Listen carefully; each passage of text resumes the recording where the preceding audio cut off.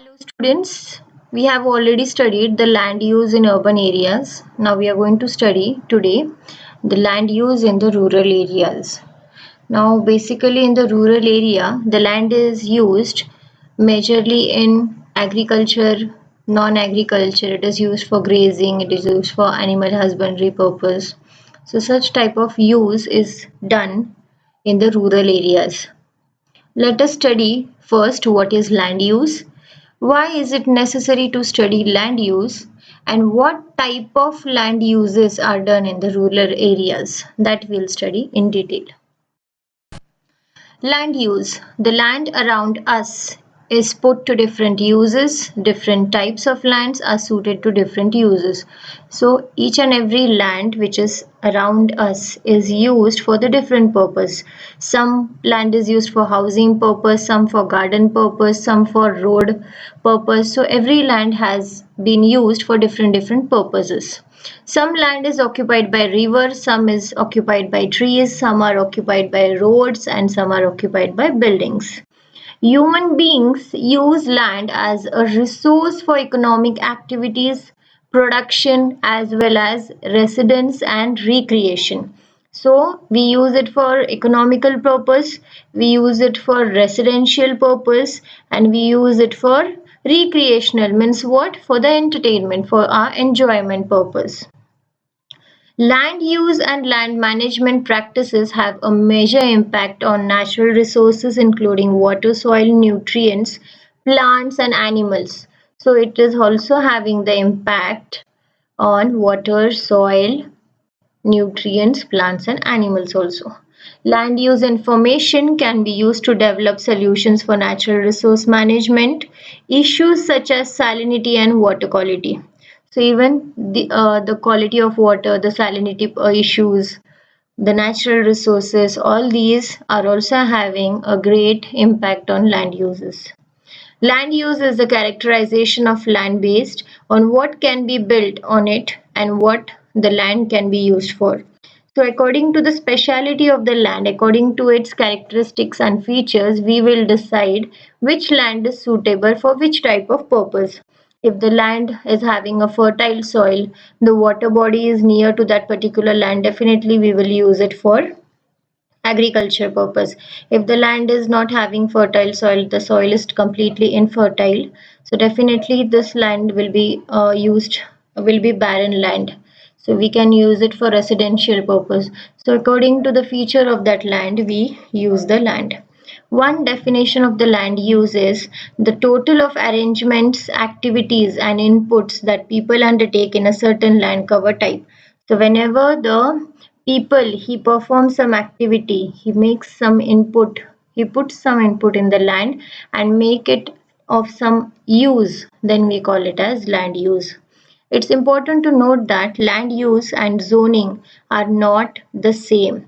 Where land use is the way that people adapt land to suit their needs, zoning is how the government regulates the land. So according to the government plans out that which land should be used for which purpose. So it is the zoning is created by the government rules and regulations. Why is the study of land use important? Understanding land use has various benefits.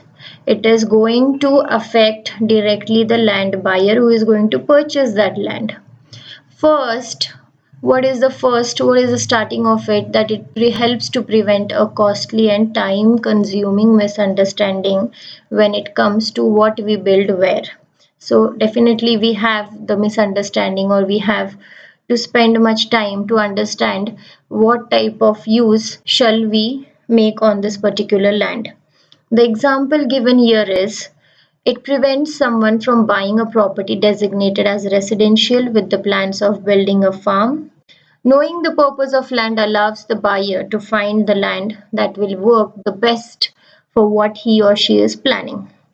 So if you don't have any idea, so with the use of land use study, we can prevent ourselves in buying the wrong property. If our purpose is to construct a factory, then we should not use the fertile soil or the agricultural land. If our purpose is to if our purpose is to cultivate the crop, we should not take the barren land. So this type of things we understand by the use of land use. So by the understanding of land use, we can understand that which land is perfect for which type of land use, or how we can make the use of that particular land, what are the speciality of that land. On a larger scale, understanding land use helps us to understand the pattern that are associated with land and urbanization. Understanding how land was used in the past can be a significant indicator of how the property will be used in future. So by the study of past, how in the past the land was used, also gives us the help how it should be used in the future also. It's safe to assume that humans will always rely on crops, livestock as their food sources, which highlight the importance of land designated for agriculture use in community. So one thing is for sure, that human is going to consume the food, the crops and the livestock available also. What is livestock? Livestock means egg, dairy products, meat. So all these things comes under livestock. So these type of products also are consumed by human beings. So it is for sure that agricultural land use will be there in the future also. Land use classification in rural areas. Now, how it is classified in rural areas, let us study in detail. Now, the land use in rural areas is totally different from the urban areas. In rural areas, land use revolves around agriculture. So the main focus of land use in the rural area is only agriculture. In urban area, it revolves around residential and other economic activity. And in the urban area, the case is different. It revolves around the settlement or the residential and on the economic or commercial activities. The classification of land use in rural areas is done according to the Land Record Department. So the Land Record Department classifies how the land should be used. There are many different categories. Categories are like forest, area under permanent pastures and grazing land, non-agricultural uses, barren and wasteland, area under miscellaneous trees, crops and groves, cultivable wasteland, current fallow land, fallow other than current fallow, net sown area land. So these are the different types of land uses which we do in the rural area. Let us study one by one in detail. The first land use in the rural area is forest. The land use which is under or which is covered by the trees is called as forest. So wherever the land is covered by the trees, that type of land is called as forest. Forests are invaluable to all life on the earth. So it is totally invaluable. You cannot give any type of value to the forest. It is working so much for us.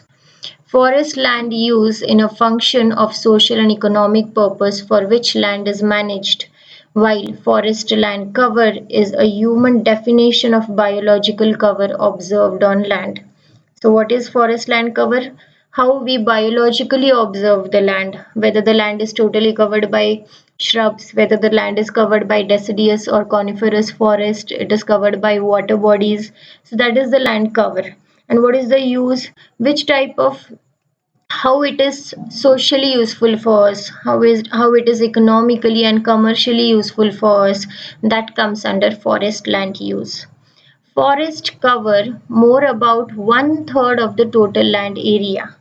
So one third of the total land area is almost covered by forest on the whole world. Forests contain most of the world's terrestrial biodiversity. So you in the forest you can see lot of biodiversity. 1.6 billion people depend on forest for their livelihood.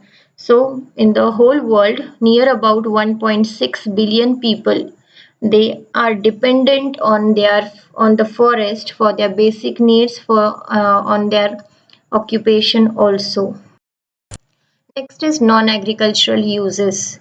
The land under settlement, that is rural or urban infrastructure, roads and canals, etc.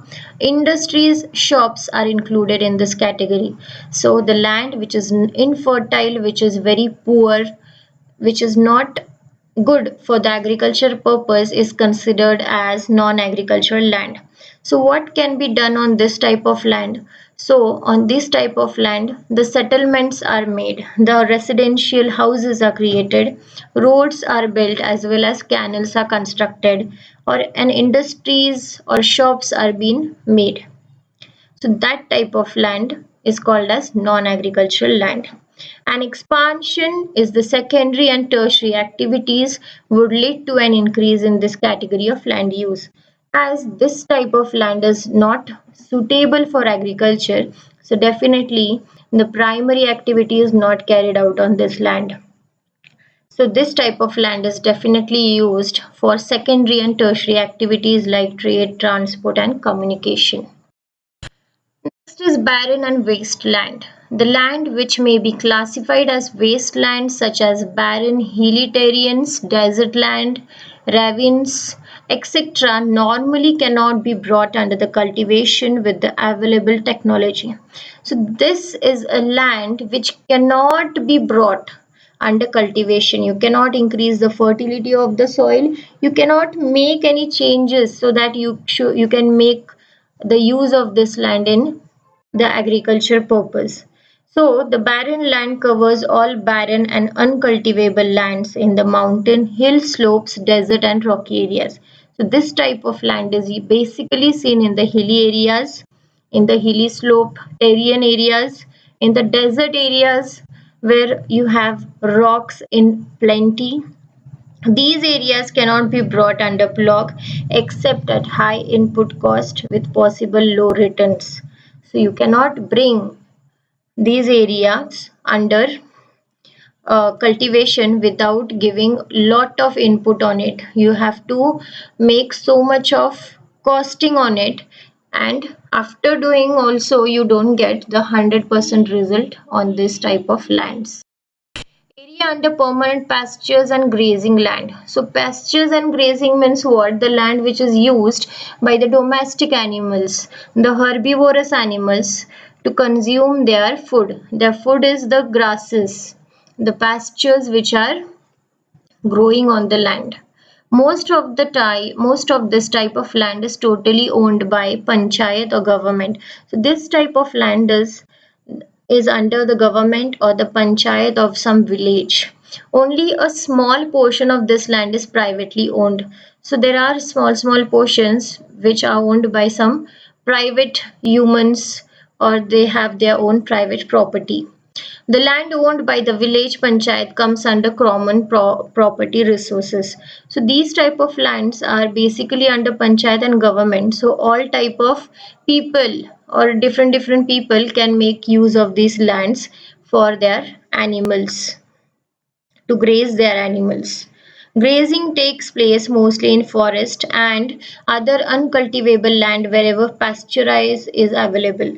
So this type of grazing is done in the grasslands where grass is more abundant, and it is basically done on those land where the cultivation is less. You cannot cultivate much type of other agricultural plants. The area presently under pastures and other grazing land is not sufficient, keeping in view the large population of livestock in the country. So, the area under grazing as well as the area under pasture is not sufficient in today's scenario. It is less as compared to the population of livestock. Means the livestock like the cow, the bull, buffaloes, horses, they are more, and the grazing land is very less as compared to their amount. Area under miscellaneous trees, crops, groves not included in net zone areas. So these are the type of area which is not included in net zone area. So what comes under this? These are the land which are totally covered by the trees of fruits or some other type of trees. Much of this land is privately owned. So this type of lands are privately owned by some person. They are not under government properties.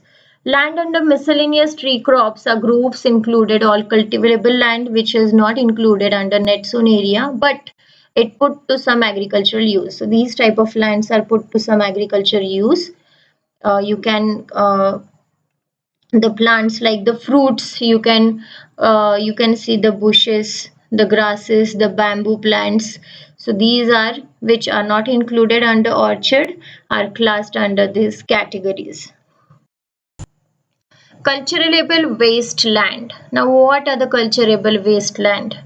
Any land which is left fallow for more than 5 years is included in this category. So any type of land which is kept vacant or which is not which is kept under without cultivation that for 5 more than 5 years that comes under the cultivable wasteland.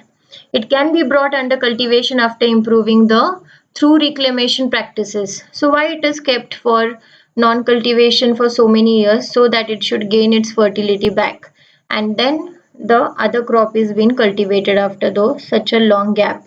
The Wasteland Surveys and Reclamation Committee defines cultivable waste as the land available for cultivation but not used for cultivation for one reason or other. So these type of land they can be brought under cultivation but they are purposely not used under cultivation only for one reason so as to increase the fertility and increase the yield of the next crop. This land was used in the past but has been abandoned for some reason.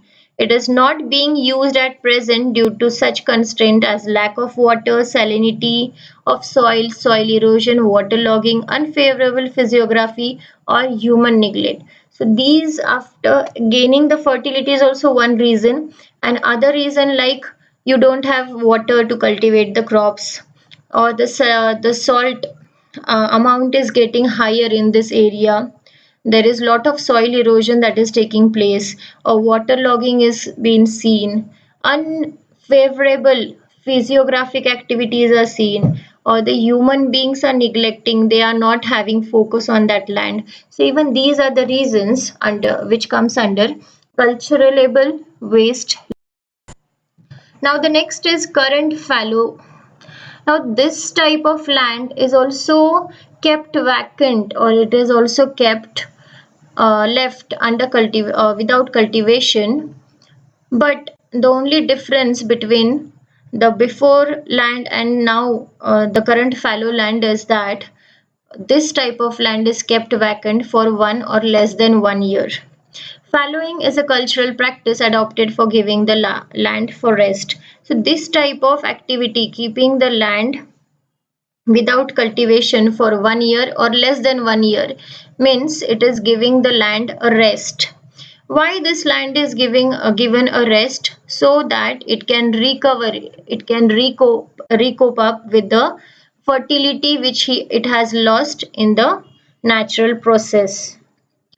This category includes all that land which was used for cultivation but it is temporary out of cultivation. So all the land which is under agriculture but temporarily it is left without cultivation, that process is called as current fallow land.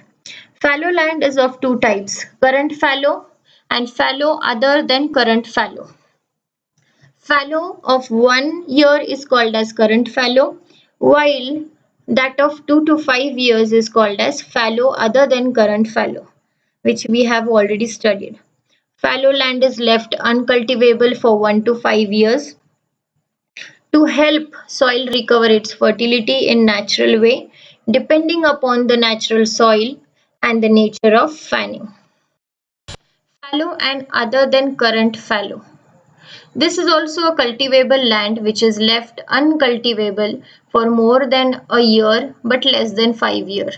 So this type of land comes in the category of more than a year but less than 5 years, which is kept temporary and without cultivation or uncultivated so as to gain the fertility. If the land is left uncultivated for more than 5 years, it comes under culturable wasteland. So we have to study the three types. First is current fallow. In the current fallow, what is the eligibility?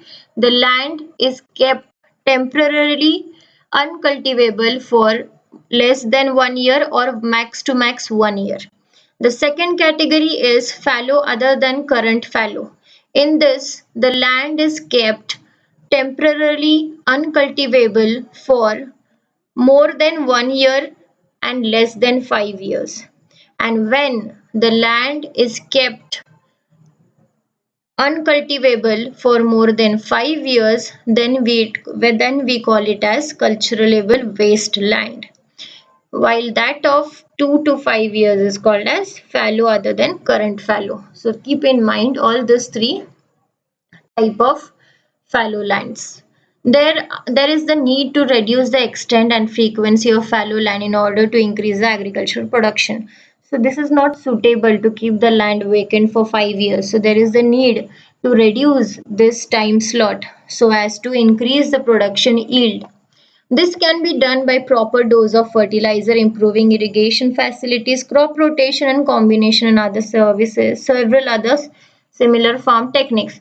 So instead of keeping the land fallow for the temporary purpose, other things like providing pesticides, fertilizers can be done, or improving the irrigation facilities to that land. Even that will make some change in the crop yield. Or the crop rotation means this year if you have the production of wheat, next year you can do the production of bajra. Changing the crop every time will also give the change to the soil. Combination of different techniques can also be the alternative for fallow other than current fallow or fallow land or culturable wasteland. Net area sown.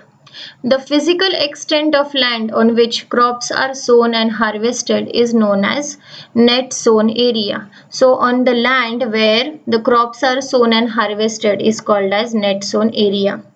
Cropped area in the year under consideration is called as net sown area. So in one area, how much area is cropped or how much area is under cultivation, it comes under net sown area.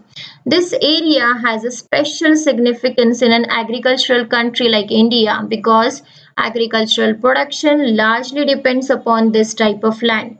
So this type of land is having a special and a vital role in the country which is totally dependent on agriculture like India, because large of its occupation and large of its production is dependent on the agriculture and the type of or this type of land. There is an urgent need to increase the net area sown for meeting the food and other requirement of rapidly increasing population in India. Although there is not much scope for increasing area under this category due to natural limitations such as topography, soil and climate. So as the population of India is increasing rapidly, it is very much necessary to increase the net sown area to consume this much population. But it is very difficult, or the limitations facing in the net area zone is the topography, the change in the soil fertility, the change in the climate are the limitations which do not meet the net area zone category. Thank you for watching. Please subscribe my channel.